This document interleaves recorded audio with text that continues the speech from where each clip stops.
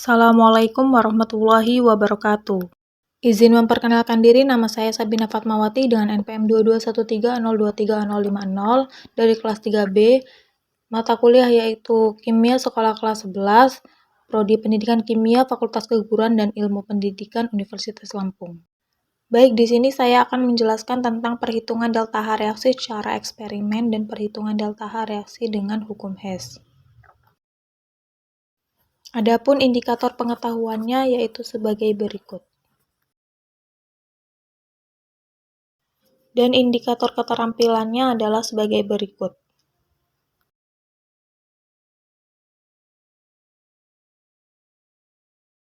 Assalamualaikum warahmatullahi wabarakatuh. Selamat pagi anak-anak. Waalaikumsalam warahmatullahi wabarakatuh. Selamat pagi, Ibu. Bagaimana kabarnya hari ini? Alhamdulillah baik, Ibu. Sebelum kita memulai pembelajaran pada pagi hari ini, ada baiknya kita berdoa terlebih dahulu. Berdoa menurut kepercayaan masing-masing, berdoa mulai. Berdoa selesai. Baik, Ibu ingin bertanya siapa yang tidak hadir pada hari ini? Hadir semua, Ibu. Wah, Masya Allah. Oke, pada pertemuan kali ini, sesuai dengan yang Ibu sampaikan minggu lalu, kita akan menentukan delta H reaksi secara eksperimen atau melalui percobaan.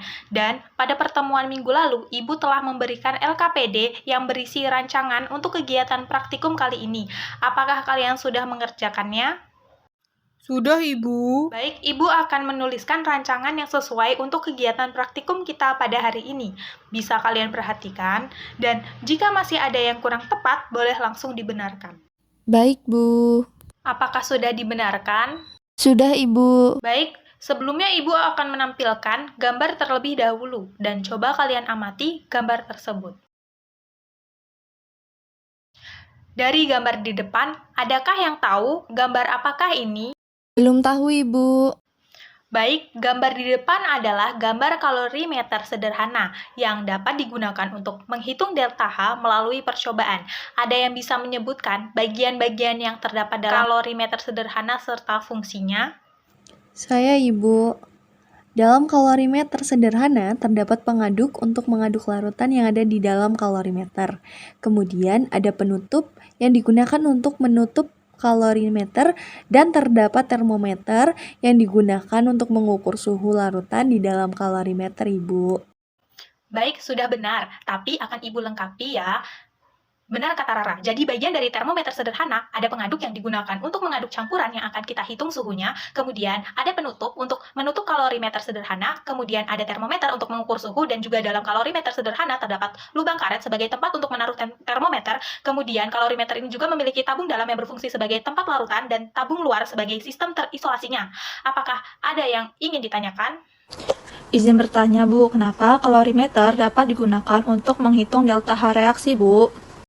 Nah, pertanyaan yang bagus. Jadi, sistem dalam kalorimeter adalah sistem yang terisolasi, seperti yang sudah kita bahas di minggu lalu. Sistem terisolasi yaitu tidak ada pertukaran kalor ke lingkungan atau sebaliknya, sehingga perubahan kalor hanyalah kenaikan suhu larutan dalam kalorimeter tersebut. Dengan demikian, kalorimeter dapat digunakan untuk menentukan delta H suatu reaksi.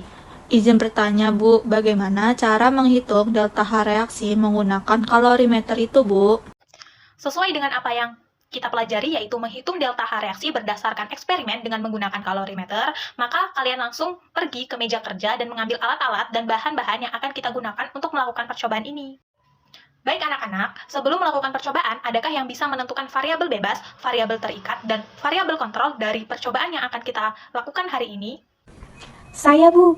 Pada percobaan kali ini, variabel bebasnya yaitu konsentrasi larutan, variabel terikat yaitu suhu, dan jumlah larutan adalah variabel kontrol.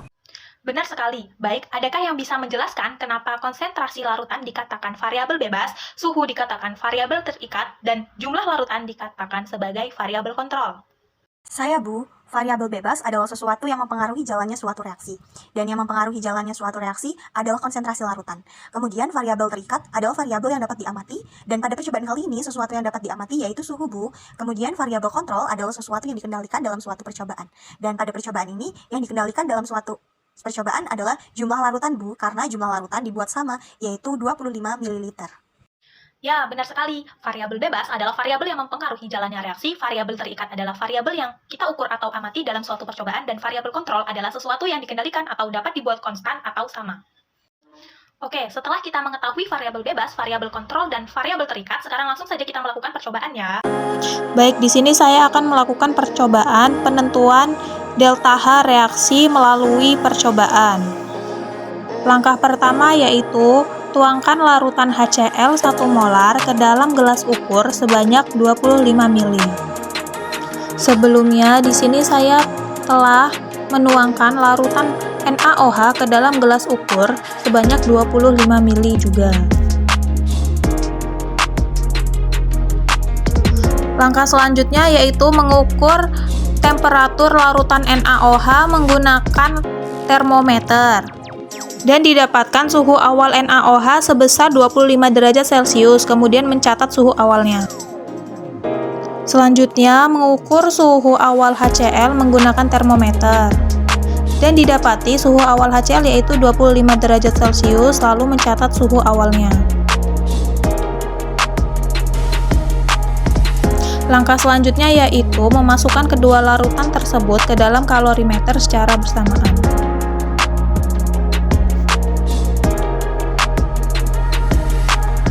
Langkah selanjutnya yaitu mengukur suhu campuran menggunakan termometer dan didapati suhunya sebesar 26 derajat Celcius. Kemudian menutup kalorimeter menggunakan penutupnya dan memasukkan termometer ke dalam kalorimeter. Kemudian mengaduk larutan yang ada di dalam kalorimeter menggunakan pengaduk. Sambil terus diamati perubahan suhunya. Dan didapati suhu akhir campuran sebesar 32 derajat Celcius. Baik, sekian praktikum penentuan delta H melalui percobaan. Saya ucapkan terima kasih. Baik, kita telah selesai melakukan praktikum. Sekarang Ibu minta satu orang untuk membacakan hasil dari percobaan yang telah kita lakukan. Saya Bu, Riri dari kelompok 1. Jadi hasil pengamatan dari kelompok kami yaitu suhu larutan HCl 1 molar sebesar 25 derajat Celcius, suhu larutan NaOH 1 molar sebesar 25 derajat Celcius, suhu campuran larutan awal sebesar 26 derajat Celcius, dan suhu campuran larutan akhir sebesar 32 derajat Celcius. Baik, terima kasih Riri. Selanjutnya kita akan menghitung delta H dengan perhitungan, dan Ibu akan menuliskan rumusnya di papan tulis ya.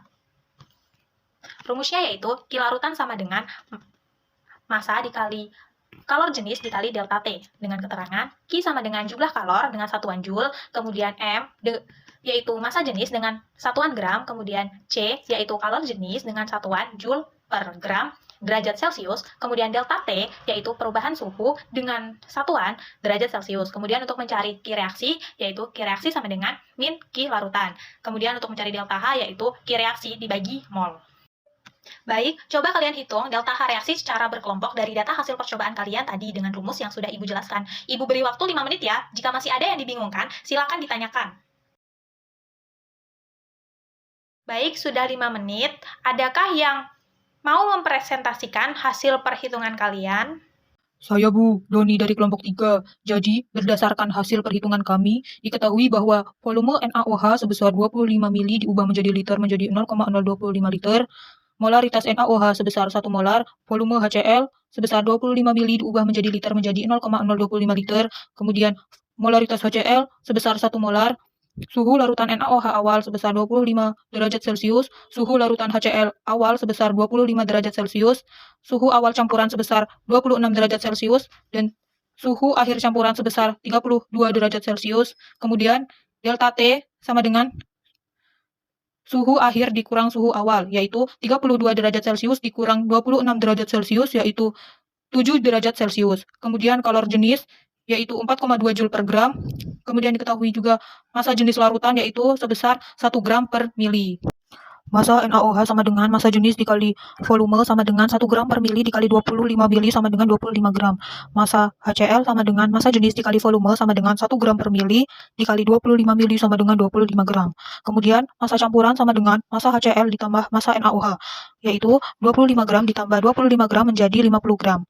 Mol HCl sama dengan molaritas dikali volume, yaitu 1 molar dikali 0,025 liter menjadi 0,025 mol. Kemudian mol NaOH yaitu molaritas dikali volume sama dengan 1 molar dikali 0,025 liter sama dengan 0,025 mol.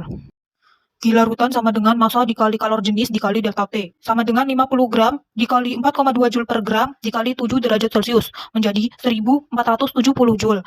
Kemudian diubah menjadi kilojoule menjadi 1,47 kilojoule. Kemudian Q reaksi sama dengan negatif Q larutan, maka menjadi negatif 1,47 kilojoule. Kemudian delta H sama dengan Q reaksi dibagi mol. Kemudian menjadi negatif 1,47 kilojoule dibagi 0,025 mol. Maka hasilnya sebesar negatif 58,8 kilojoule per mol. Maka reaksi yang terjadi antara NaOH dan HCl mengakibatkan kenaikan suhu dari 25 derajat Celcius menjadi 32 derajat Celcius, sehingga delta T sama dengan 7 derajat Celcius. Dan juga terjadi perpindahan energi dari sistem ke lingkungan. Perubahan entalpinya yaitu sebesar delta H sama dengan negatif 50,4 kilojoule per mol, sehingga reaksi tersebut tergolong reaksi eksoterm. Jadi persamaan termokimianya adalah NaOH aqueous ditambah HCl aqueous menjadi NaCl aqueous ditambah H2O liquid dengan delta H sebesar negatif 50,4 kilojoule per mol.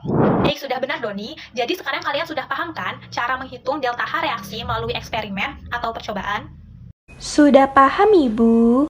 Baik, jika sudah paham, pengukuran perubahan entalpi suatu reaksi kadangkala tidak dapat ditentukan langsung dengan kalorimeter. Misalnya pada reaksi pembakaran, karena karbon tidak mungkin hanya menghasilkan gas CO saja tanpa disertai terbentuknya CO2. Jadi, bila dilakukan pengukuran perubahan entalpi dari reaksi tersebut, yang terukur tidak hanya reaksi pembentukan gas CO saja, tetapi juga perubahan entalpi dari reaksi pembentukan gas CO2. Maka untuk membahas hal ini, langsung saja kita lanjut ke materi berikutnya, yaitu penentuan delta H reaksi berdasarkan hukum Hess. Perhatikan diagram yang Ibu tampilkan di papan tulis ya. Berdasarkan diagram yang Ibu tampilkan, apakah kalian sudah dapat menyimpulkan apa itu hukum Hess? Belum, Ibu. Saya belum bisa menyimpulkan diagram yang Ibu berikan. Baik, untuk memperjelas pemahaman kalian mengenai hukum Hess, maka kita akan menghubungkan diagram tersebut dengan reaksi pembentukan CO2. Silakan kalian identifikasi dan amati sesuai dengan diagram Hess yang Ibu berikan di awal. Pada tahap awal A berubah menjadi tahap akhir yaitu C, berapakah delta H yang terjadi? Negatif 788 kilojoule, Ibu. Baik, lalu berapakah delta H yang terjadi pada tahap A menuju tahap B sehingga menjadi tahap C? Min 788 kilojoule juga, Ibu. Nah, coba simpulkan apa yang telah kalian amati. Pada diagram yang Ibu berikan, reaksi pembentukan CO2 pada tahap yang berbeda sama Bu hasil delta H-nya yaitu min 788 kilojoule, Ibu. Oke, jika sama, maka hal tersebut menandakan apa? Menandakan bahwa delta H pembentukan CO2 tidak bergantung pada tahapan-tahapan yang dilaluinya, Ibu. Lalu jika delta H pembentukan CO2 tidak bergantung pada tahap-tahap yang dilaluinya, maka bergantung pada apa delta H pada pembentukan CO2? Izin menjawab, Ibu, bergantung pada keadaan awal dan akhir, Bu. Benar sekali ya anak-anak. Jadi apakah ada yang dapat menyimpulkan bunyi dari hukum Hess berdasarkan contoh yang telah Ibu berikan? Saya, Bu. Jadi, menurut saya, bunyi dari hukum Hess adalah perubahan entalpi dari suatu reaksi tidak bergantung pada tahap-tahapnya, namun bergantung pada keadaan awal dan akhir reaksi saja, Bu. Nah, benar apa yang dikatakan Sasa. Jadi, bunyi dari hukum Hess adalah perubahan entalpi suatu reaksi atau delta H hanya bergantung pada keadaan awal, zat-zat reaksi, dan keadaan akhir, zat-zat hasil reaksi dari suatu reaksi dan tidak bergantung pada jalannya reaksi. Sampai saat ini, adakah yang masih dibingungkan? Atau sudah paham? Sudah paham, Ibu. Oke, jika sudah paham, adakah yang tahu bagaimana cara menghitung delta H reaksi berdasarkan hukum Hess? Belum tahu, Bu. Oke, jadi untuk menghitung delta H reaksi berdasarkan hukum Hess, coba kalian amati data yang Ibu berikan. C6H12O6 solid direaksikan dengan 6O2 gas menjadi 6CO2 gas direaksikan dengan 6H2O gas dengan delta H sama dengan negatif 2820 kJ. Kemudian reaksi kedua adalah C2H5OH liquid direaksikan dengan 3O2 gas menjadi 2CO2 gas direaksikan dengan 3H2O gas dengan delta H yaitu negatif 1380 kJ. Maka perubahan entalpi untuk proses fermentasi glukosa C6H12O6 solid menjadi 2C2H5OH liquid direaksikan dengan 2CO2 gas adalah. Baik, di sini adakah yang sudah tahu bagaimana cara menentukan delta H pada reaksi fermentasi glukosa? Belum tahu, Ibu. Baik, Ibu akan menjelaskan langkah-langkahnya. Langkah pertama yaitu kita sesuaikan reaksi yang ditanya dengan reaksi yang diketahui. Kemudian kita lihat C6H12O6. C6H12O6 ada pada reaksi pertama yang diketahui, terdapat di sebelah kiri reaksi. Dan pada reaksi yang ditanyakan juga terdapat di sebelah kiri. Maka, reaksi yang diketahui tidak dibalik dan dilihat pada jumlah koefisien yang ditanya juga sama dengan reaksi yang diketahui. Maka, dapat disimpulkan bahwa reaksi pertama tidak berubah. Maka, delta H-nya juga tetap. Maka pada reaksi pertama yaitu C6H12O6 solid direaksikan dengan 6O2 gas menjadi 6CO2 gas direaksikan dengan 6H2O gas dengan delta H sebesar negatif 2820 kJ. Kemudian pada reaksi kedua yang menjadi patokan adalah C2H5OH. Maka dapat kita lihat posisi C2H5OH berbeda pada reaksi yang diketahui terdapat di sebelah kiri dan pada reaksi yang ditanyakan ada pada sebelah kanan. Yang artinya reaksi yang kedua harus dibalik, sehingga delta H berubah menjadi positif. Kemudian kita lihat koefisien C2H5OH. Pada reaksi yang diketahui dan reaksi yang ditanya ternyata berbeda. Pada reaksi yang diketahui C2H5OH koefisiennya adalah 1 dan pada reaksi yang ditanya C2H5OH koefisiennya adalah 2. Maka reaksi kedua yang diketahui kita kalikan dengan 2. Maka reaksi kedua menjadi 4CO2 gas direaksikan dengan 6H2O gas menjadi 2C2H5OH liquid direaksikan dengan 6O2 gas dengan delta H sebesar positif 2760 kJ. Langkah yang terakhir yaitu menjumlahkan dan jika ada spesies yang sama dan berlawanan maka dikurang. Pada reaksi pertama dapat dilihat terdapat 6O2 dan pada reaksi kedua juga terdapat 6O2 karena keduanya ini berlawanan maka dikurang dan habis. Kemudian dapat dilihat pada reaksi pertama terdapat 6CO2 dan pada reaksi kedua terdapat 4CO2. Karena keduanya ini berlawanan maka dikurang dan tersisa hanya 2CO2. Kemudian, pada reaksi pertama terdapat 6H2O dan pada reaksi kedua juga terdapat 6H2O. Karena keduanya ini berlawanan, maka dikurang dan habis. Kemudian, pada delta H, pada reaksi pertama yaitu negatif 2820 kJ dan pada delta H pada reaksi kedua yaitu positif 2760 kJ. Maka keduanya dijumlah menjadi delta H sebesar negatif 60 kJ. Dan reaksi yang tersisa yaitu C6H12O6 solid menjadi 2C2H5OH liquid direaksikan dengan CO2 gas dengan delta H sebesar negatif 60 kJ. Jadi didapatkan delta H reaksi dari C6H12O6 menjadi 2C2H5OH direaksikan dengan 2CO2 sebesar negatif 60 kJ. Jadi, apakah kalian sudah paham cara menentukan delta H berdasarkan hukum Hess? Sudah paham, Ibu. Baik, jika sudah paham, maka kerjakan soal yang Ibu berikan. Jika sudah selesai, maka langsung dikumpulkan ke depan ya. Baik, Bu. Tapi apakah cara yang digunakan itu sama, Bu, dalam menentukan delta H apabila terdapat 3 reaksi, Ibu? Benar, jadi cara yang digunakan dalam menentukan delta H berdasarkan hukum Hess, mau itu terdapat 2 reaksi ataupun terdapat 3 reaksi, caranya tetap sama. Jadi, perlu diingat ya, untuk menentukan delta H berdasarkan hukum Hess, hal yang harus dilakukan terlebih dahulu yaitu susunan dari reaksi yang diketahui. Apabila perlu ada yang dibalik, maka persamaan reaksinya pun harus dibalik. Dan delta H-nya juga berubah. Misalnya, pada awalnya positif, maka berubah menjadi negatif. Ataupun sebaliknya. Dan apabila persamaan yang diketahui koefisiennya tidak sama dengan reaksi yang ditanya, maka harus disamakan dengan cara dibagi atau dikali. Dan disesuaikan dengan reaksi yang ditanyakan. Apakah sudah jelas? Baik, sudah jelas, Ibu. Baiklah, untuk pertemuan hari ini cukup sampai di sini. Dan sampai jumpa di pertemuan selanjutnya. Ibu akhiri. Wassalamualaikum warahmatullahi wabarakatuh. Waalaikumsalam warahmatullahi wabarakatuh. Terima kasih, Ibu.